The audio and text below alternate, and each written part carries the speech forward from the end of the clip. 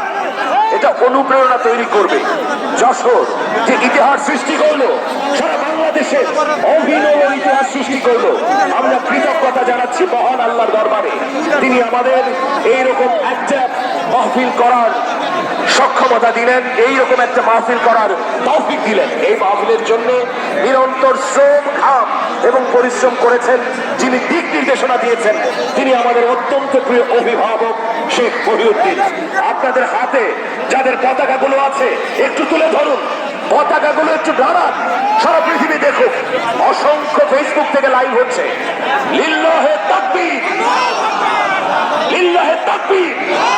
পতাকা আরো উঁচিয়ে ধরুন, ফিলিস্তিনের পতাকা, বাংলাদেশের পতাকা, কালেমার পতাকা উঁচিয়ে ধরুন। লিল্লাহে তাকবীর, লিল্লাহে তাকবীর। আমি ড্রোন দিয়ে পুরো মাঠটা দেখানোর জন্য অনুরোধ করছি, পুরো মাঠটা ড্রোন দিয়ে পুরো মাঠটা দেখান। এই মাঠে কমপক্ষে 15 লক্ষ মানুষ, 15 লক্ষ মানুষ উপস্থিত হয়েছে।